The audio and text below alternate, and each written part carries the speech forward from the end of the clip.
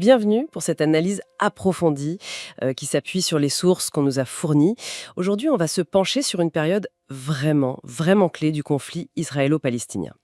Les années 1991 à 2023. C'est la troisième partie d'une étude plus vaste issue de notre document principal. L'objectif, essayer de comprendre comment cet élan d'espoir pour la paix, espoir né au début des années 90, comment il s'est progressivement éteint, pour aboutir à une situation toujours plus complexe, plus tendue. Pourtant, on partait sur de bonnes bases, non ? La conférence de Madrid et puis surtout les accords d'Oslo. Il y avait une vraie dynamique, on y croyait. Alors, qu'est-ce qui n'a pas marché ? Bon, allez, décortiquons ensemble cette période cruciale. Rappelons juste le point de départ. Madrid, 1991, ça ouvre des discussions directes. Et puis, 1993, la fameuse poignée de main à Washington, les accords d'Oslo. L'idée centrale, c'était quoi ? Créer une autorité palestinienne autonome, ce qui sera fait avec Yasser Arafat dès 1994, et surtout régler les points les plus difficiles en 5 ans. Frontières, réfugiés, Jérusalem. 5 ans. C'était ambitieux et ça portait d'énormes espoirs. Oui. Cet espoir, au début, il était palpable. Une vraie percée après des décennies de confrontation directe. Oslo, ça instaurait une reconnaissance mutuelle, un cadre graduel, mais il faut le dire, les fondations étaient quand même minces. Ça reposait sur une confiance, une volonté politique qui allait vite s'effriter. Et le choc est venu très vite. L'assassinat du Premier ministre israélien Yitzhak Rabin, en novembre 1995, par un extrémiste juif opposé aux accords. C'était pas juste un drame humain, c'était un coup de poignard vraiment dans le dos du processus de paix. Un signal terrible pour le camp de la paix en Israël. Et un blocage énorme pour la suite. Un tournant tragique, absolument. Et les obstacles n'ont fait que s'accumuler après ça.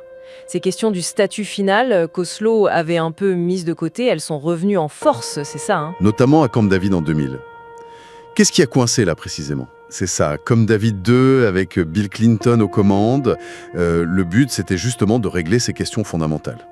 Mais les positions entre Ehud Barak, côté israélien, et Yasser Arafat, elles étaient trop éloignées, irréconciliables en fait. Surtout sur le partage de souveraineté à Jérusalem et sur la question des réfugiés palestiniens, vous savez, ceux de 48 et 67, des millions de personnes. L'échec retentissant de ce sommet, ça a été vu par beaucoup des deux côtés comme la preuve que la voie diplomatique, elle ne menait nulle part. La frustration, le ressentiment, tout ça a explosé. Et l'explosion, elle n'a pas traîné.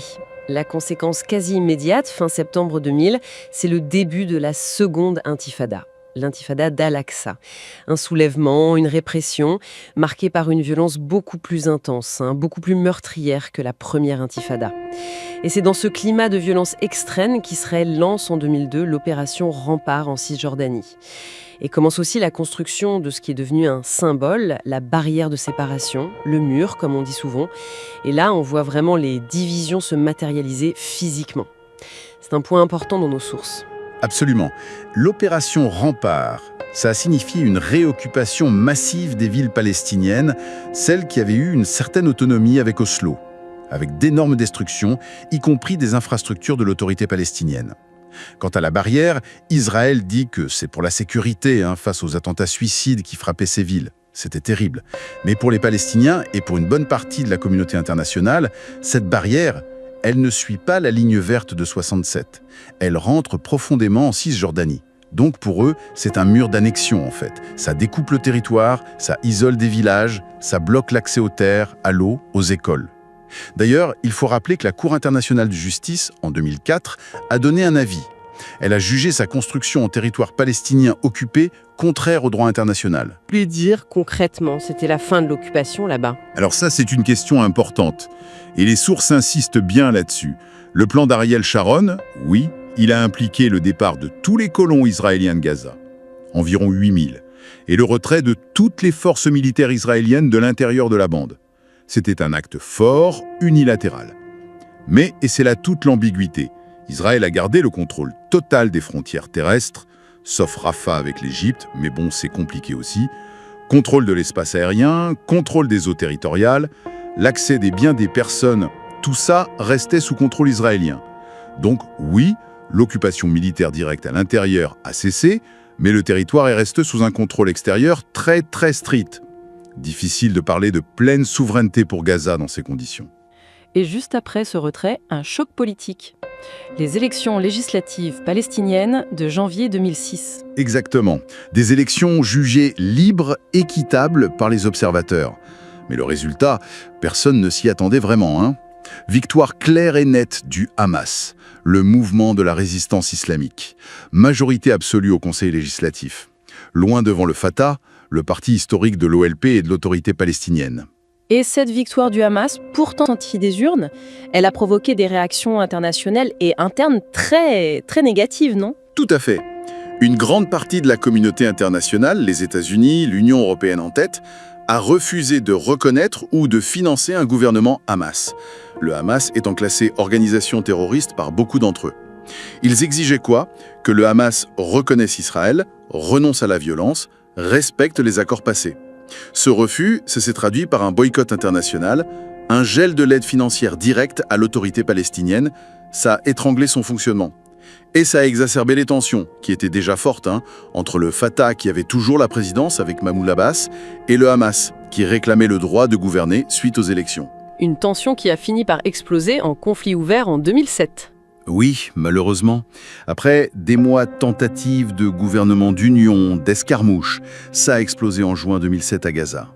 Plusieurs jours de combats fratricides très intenses entre les forces loyales au Fatah et les combattants du Hamas. Finalement, le Hamas a pris le contrôle militaire total de la bande de Gaza, par la force. Il a chassé les représentants de l'autorité palestinienne et du Fatah. Ce qui est fou, c'est de voir comment un retrait israélien unilatéral et des élections démocratiques ont mené, à cause du boycott et des luttes internes, à cette fracture.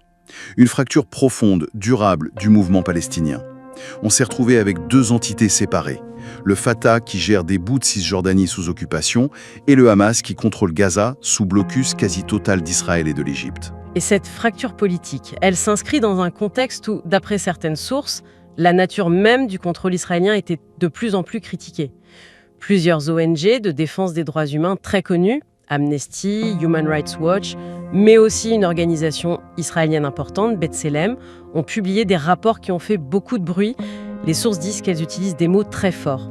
Elles parlent d'un régime institutionnalisé d'oppression et de domination systématique, et elles utilisent le mot apartheid. Est-ce que vous pouvez nous expliquer ce que ça recouvre selon ces rapports? Oui, c'est un point absolument majeur et très controversé de l'analyse du conflit sur cette période. Et il faut bien souligner qu'on rapporte ici les conclusions de ces organisations telles qu'elles sont dans nos documents. Selon elles, la façon dont Israël traite différemment et discrimine les Palestiniens sur tout le territoire qu'il contrôle, Israël même, Jérusalem-Est, la Cisjordanie et Gaza malgré le retrait interne, ça forme un système unique. Un système qui vise, selon elle, à maintenir la domination d'un groupe, les Juifs israéliens, sur un autre, les Arabes palestiniens. Et ce système, disent-ils, correspond à la définition juridique du crime d'apartheid en droit international, notamment le statut de Rome de la CPI et la Convention sur l'apartheid. Pour arriver à cette conclusion, qui est très grave, ces ONG s'appuient sur plusieurs choses. Un élément central, c'est ce qu'elles appellent la fragmentation légale et géographique. L'idée, c'est qu'Israël applique des lois et des statuts complètement différents aux Palestiniens selon où ils vivent. Il y a les citoyens arabes d'Israël, qui sont discriminés, même s'ils ont la citoyenneté. Les résidents palestiniens de Jérusalem-Est, avec un statut précaire qu'on peut leur enlever. Les habitants de Cisjordanie, sous loi militaire israélienne. Et ceux de Gaza, enfermés par le blocus. Cette fragmentation, elle serait intentionnelle, d'après ces rapports, pour empêcher l'unité palestinienne et faciliter le contrôle israélien sur tout le monde. D'accord. Quels autres éléments ces rapports mettent-ils en avant pour justifier une accusation aussi lourde? Alors, deuxièmement, il cite la loi fondamentale, Israël, État-nation du peuple juif, qui date de 2018. Cette loi, qui a une valeur constitutionnelle, selon ses analyses, elle ancre dans le droit la suprématie juive. Comment? En réservant le droit à l'autodétermination nationale sur tout le territoire au seul peuple juif. Ce qui met sur la touche, en quelque sorte, les citoyens palestiniens d'Israël.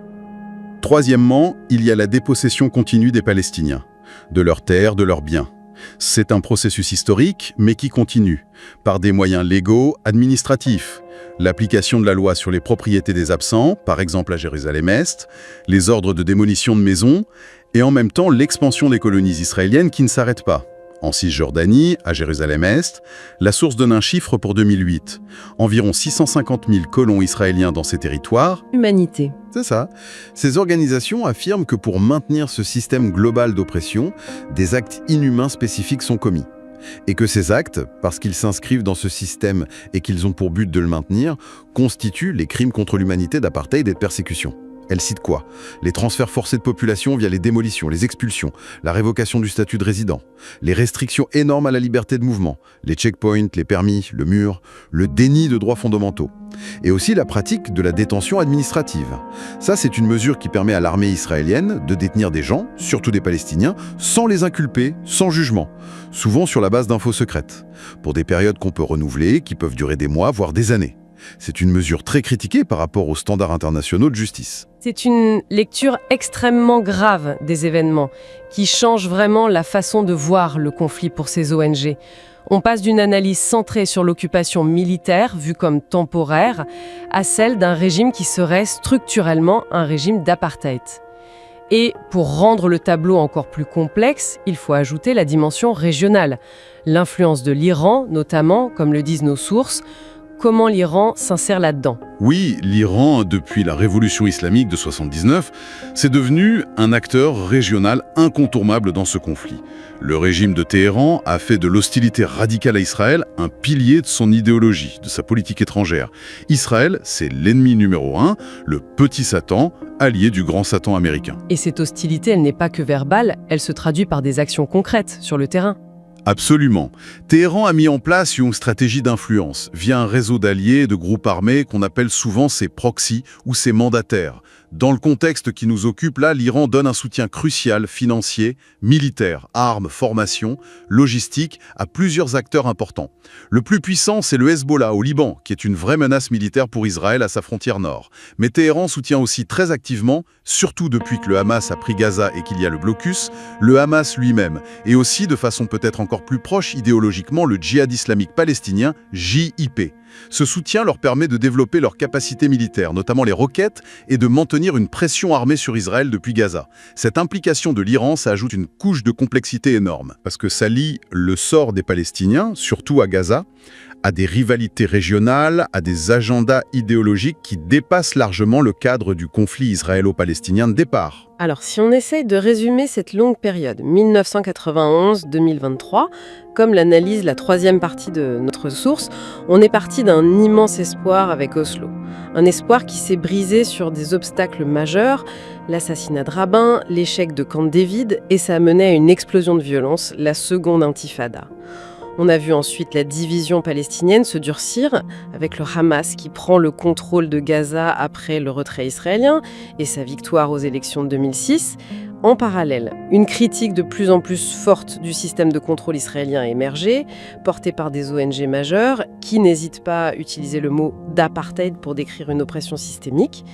Et tout ça sur fond d'une influence régionale de l'Iran qui déstabilise de plus en plus en armant et finançant des groupes comme le Hamas et le djihad islamique. L'image qui ressort de ces 3 décennies, c'est celle d'une impasse politique totale et d'une fragmentation qui ne cesse de s'aggraver. Absolument. Et comprendre cette période, c'est fondamental, vraiment, parce qu'elle pose les bases de la situation actuelle, qui est encore plus sombre.